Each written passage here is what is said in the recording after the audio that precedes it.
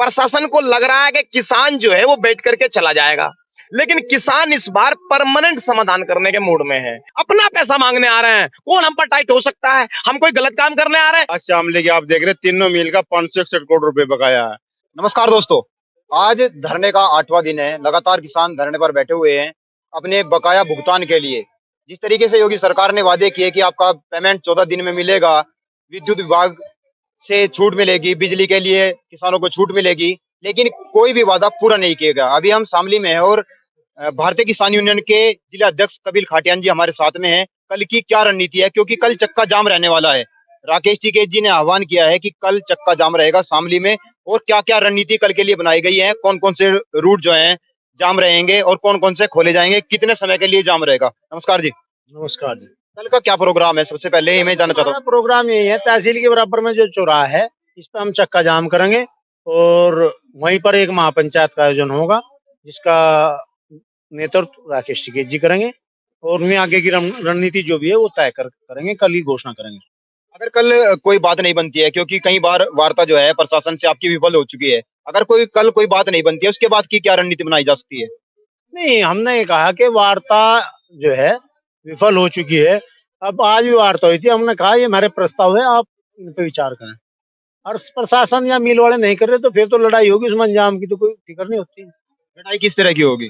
लड़ाई होगी, ये आंदोलन बड़े स्तर पर करा जाएगा, इसका विस्तार करा जाएगा, इसे पूरे प्रदेश में फैलाया जाएगा, हर जिला मुख्यालय पे वो करेगा, इनका इलाज करेंगे, इनके अधिकारियों का मिल वालों का ढंग तक।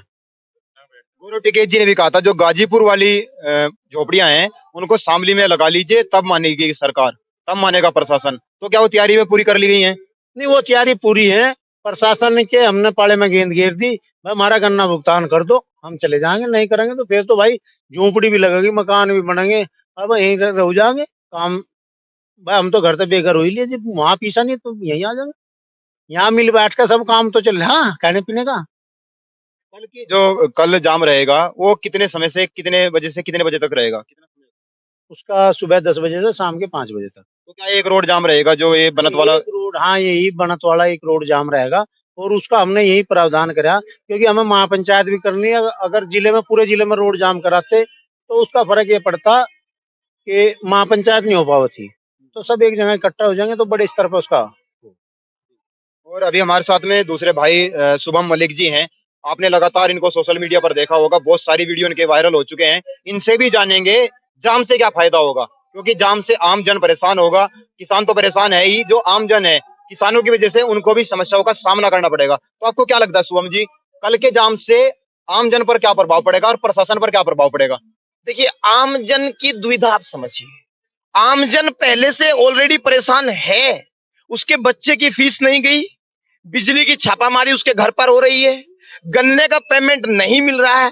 आप समझिए, उत्तर प्रदेश है भारत का सबसे अधिक गन्ना उत्पादन करने वाला प्रदेश है, तो यहाँ के आम जनों की लड़ाई कल सड़क पर लड़ी जाएगी और उसे लड़ने वो आम जन भी उसमें शामिल होगा। तो कल की जो रणनीति बनाई गई है जाम की, वो किस वजह से बनानी पड़ी? क्योंकि धरना तो चला हुआ है लगातार। देखिए, प्रशासन सुन नहीं रहा है। प्रशासन को लग रहा है कि किसान जो है वो बैठ करके चला जाएगा, लेकिन किसान इस बार परमानेंट समाधान करने के मूड में है। किसान इस बार कहीं जाने वाला नहीं है। एक बात मैं प्रशासन को बता दूं, अब तक तो हम गन्ना भुगतान मांगने आए थे, चुपचाप दे दिया होता तो बेहतर रहता। अब ये लड़ाई बड़ी होगी। पंजाब ने 16 तारीख को, इसी 16 अगस्त को सभी 7 प्राइवेट मिलों का एंड टू एंड ऑडिट का आदेश जारी कर दिया वहां की सरकार ने। अगर प्रशासन हमारा पेमेंट नहीं करता, सभी प्राइवेट मिलों का ऑडिट हम कराने की मांग पर अड़ जाएंगे और इन सभी मिल मालिकों के काले धंधे, मुझे आप बता दीजिए कैसे कोई मिल घाटे में हो सकती है? गन्ने का बड़े स्तर पर उत्पादन हो रहा है, उसके बावजूद मिल पेमेंट क्यों नहीं दे रहा है? ये जिम्मेदारी कौन सुनिश्चित करेगा? दूसरी बड़ी बात, प्रधानमंत्री ने कहा 14 दिन में पेमेंट करो, मुख्यमंत्री ने कहा 14 दिन में करो, पेराई सत्र से पहले करो, सुप्रीम कोर्ट ने कहा 14 दिन में करो, इलाहाबाद हाई कोर्ट ने कहा ब्याज समेत करो। क्या इस देश में अनार्की है क्या? शासन को कोई सुनने को तैयार नहीं है, न्यायालय को कोई सुनने को तैयार नहीं है। क्या सरकार ये कहने की स्थिति में आ रही है कि मिल मालिकों ने दरअसल सरकार पर कब्जा कर लिया है? सरकार मिल मालिकों का कोई निरंकुश शासन इस देश में चल रहा है और सरकार की भी वो सुनते नहीं है। अगर ऐसा है तो इन मिल मालिकों पर पाबंदी किसान लगाएगा और हम तैयार हैं इनसे भी और सरकार से दो हाथ करने के लिए। तो हाथ का क्या मतलब है? क्या ये लड़ाई दूसरे तरीके से लड़ी जाएगी? एक प्रकार तो अभी आप एक साल एक धरना प्रदर्शन करके आए, गाजीपुर पे, टिकरी पे, सिंघू पे, शांतिपूर्ण तरीके से धरना दिया गया। क्या ये गांधीवादी विचारधारा से हटकर भगत सिंहवादी विचारधारा की तरफ जाने की बात कही है? देखिए, गांधी हमारे दिलों में बसते हैं, गांधी हमारी सोच में बसते हैं, गांधी को हम नहीं छोड़ सकते। लेकिन जो साहब ने कहा, चौधरी राकेश टिकैत ने, ये दूसरी डोज है जो कल बदल जाएगी। अगर इससे आराम नहीं लगा तो डोज हर हफ्ते बदलेगी और डोज जब हफ्ते बदले, कई बार डॉक्टर दवाई कड़वी भी देता है जिससे आराम बेहतर मिले और जल्दी मिले। तो हर दवा पर विचार किया जाएगा, इसमें तय है। गांधी हमारे दिलों में और दिमाग में बसते हैं, इसमें कोई दो राय नहीं। लेकिन दवाई कई बार कड़वी भी हो सकती है जिससे प्रशासन को और सरकार को आराम जल्दी मिले। प्रशासन टाइट भी हो सकता है। हाँ, जो किसान आएंगे उनको दिक्कतों का सामना करना पड़ सकता है, उन पर केस लगाए जा सकते हैं। उन केसों को कौन झेलेगा? राकेश टिकैत तो झेलने वाले हैं नहीं। प्रशासन टाइट कैसे हो जाएगा?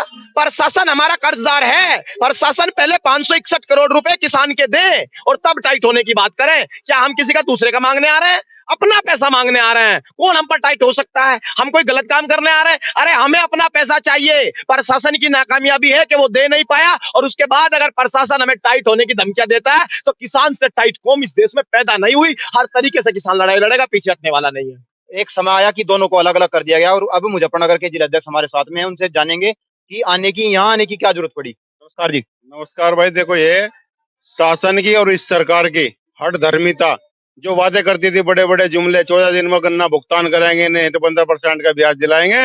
आज शामली की आप देख रहे, तीनों मिल का 561 करोड़ रुपए बकाया है। अगला सीजन सत्र स्टार्ट होने वाला है और सरकार बड़े बड़े वादे करती है लेकिन किसानों का भुगतान भी नहीं करा पा रही। तो इससे बेशर्मी की बात और क्या होगी। आपको क्यों आना पड़ा? मुजफ्फरनगर से आने की क्या जरूरत पड़ी? यहाँ शामली के लोग हैं ही, संगठन के लोग हैं ही, पदाधिकारी हैं ही, राकेश टिकैत जी भी आ रहे हैं लगातार। तो आपको क्या जरूरत पड़ी? आप मुजफ्फरनगर रहते। लेकिन हम किसानों की रहनुमाई करते हैं, तो हमारा शामली आज तक एक मुजफ्फरनगर जिला था, पास का बिल्कुल हम जुड़े हुए हैं। तो सहयोग की जरूरत रहेगी जहां भी रहेगी। अभी तो हम बहुत ही कुछ पदाधिकारी, अगर बड़े से ज्यादा भी आना पड़ा तो आएंगे हम, इनका पूरा मामला, इनका साथ दिया जाएगा। तो आपको लगता है कल के बाद कुछ बदलाव हो सकता है? सरकार मानेगी, प्रशासन झुकेगा और आपका जो बकाया है वो आपको मिलेगा? देखो, उम्मीद की जा सकती है। कल एक महापंचायत भी हमारी वहीं होगी जहाँ पे चक्का जाम है, वहीं पे एक महापंचायत है जिसमें राकेश टिकैत जी भी मौजूद होंगे महापंचायत में। और प्रशासन अगर कोई निष्कर्ष, कोई निर्णय नहीं लेता तो उसके बाद महापंचायत से आगे की रणनीति तय की जाएगी। टिकैत जी ने कहा था कि एक टिकैत यहीं पर रहेगा, तो उसका क्या कारण था?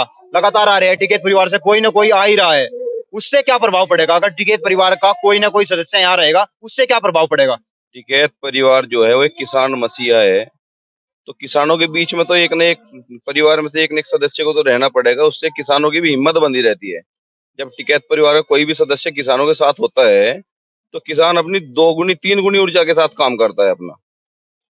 खाने पीने की पूरी व्यवस्था है यहाँ। कल के क्या इंतजाम किए गए हैं कल के लिए? देखो, खाने पीने की व्यवस्था, लेटने की, रुकने की, सोने की सब व्यवस्था है। जैसे चलता रहे ऐसे ही चलता रहेगा। कल के भी इंतजाम है। कल भारी संख्या में लोग आएंगे तो हमें भंडारा अपना बढ़ाना पड़ेगा। एक की जगह 2-3 हम भंडारे का कल इंतजाम कर रहे हैं। और कुछ लोग हमारे यहाँ पे रहेंगे कलेक्ट्रेट में, कुछ बाकी जो लोग होंगे वे हमारे बाहर जहाँ पे हम जाम करेंगे, चक्का जाम, वहाँ पे रुकेंगे। चक्के जाम में किन चीजों को निकाला जाएगा? क्योंकि एम्बुलेंस भी आ सकती है, कोई मोटरसाइकिल पे बीमार भी आ सकता है। जो आवश्यक चीजें हैं जैसे एम्बुलेंस या कोई मरीज अपनी पर्सनल गाड़ी से, स्कूल बस वगैरह, तो इनको छूट दी जाएगी।